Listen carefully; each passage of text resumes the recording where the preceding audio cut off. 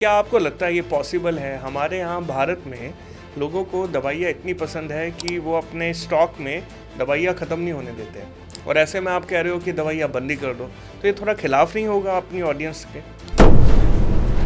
Same तो आप शराब के लिए भी कहते हो, शराब बंद कर दो भी कहते हो, स्टॉक भी मेंटेन करते हो। Not just you, it is about all, right? तो जो चीज़ बुरी है उसको कम करने की कोशिश तो करना ही चाहिए, भले ही वो विरोधाभास लगे। एक आदमी को आज की तारीख में ये लगता है कि अगर मैंने दवाई नहीं ली तो इलाज होगा ही नहीं। उल्टा है, दवाई लेते रहे तो सिर्फ कंट्रोल होगा, इलाज कहाँ होगा। बहुत सारे लोग दवाई लेके सही हो जाते हैं और अपने घर वापस चले जाते हैं। कौन सही हो रहा है?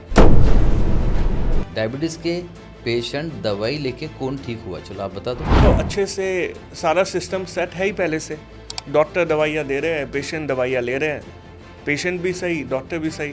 आप बीच में कहाँ से आ गए जो बोलते हो कि दवाइयाँ ही बंद करो? अगर ये सब सही होता और इससे सारी बीमारियां ठीक हो रही होती तो शायद मेरी ज़रूरत नहीं पड़ती। लेकिन एक सेंटेंस है हर बीमारी के पीछे, इसका इलाज नहीं है। तो मुझे लगा फिर इसे बदलने के लिए कोई तो चाहिए। कि डॉक्टर जो दवाई बता रहा है वो तो केवल एक सब्सक्रिप्शन मॉडल है कि आप उसे हर महीने रिचार्ज करवाते रहो, दवाई लाते रहो और जैसे चल रहा है वैसे चलाते रहो। डॉक्टर का फ़र्ज़ नहीं बनता सर कि वो इलाज करे?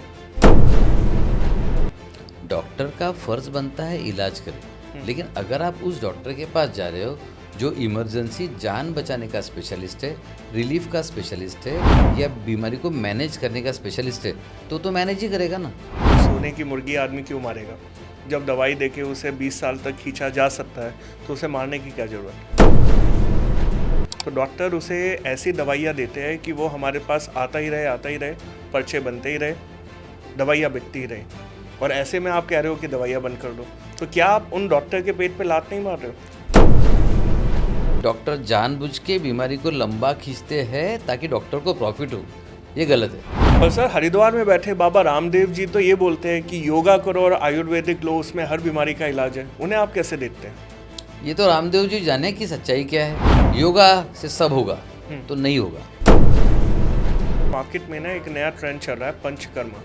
हर आदमी ये सोचता है मैं एक हफ्ते के लिए जाऊंगा, डिटॉक्स करूंगा और सारा स्ट्रेस मेरा चला जाएगा। आप उसके फेवर में हैं सर? पंचकर्मा से कितने लोगों का स्ट्रेस जिंदगी भर के लिए गया, आप मुझे बताओ। सर आप एक तरफ दवाइयों को भी मना कर रहे हो, फिर आप जिम को भी मना कर रहे हो, फिर आप कह रहे हो योगा से भी नहीं होगा। कहाँ जाए हम लोग, क्या करें? अक्लमंद बनिए, स्मार्ट बनिए, बीमारी के कारण को ढूंढिए।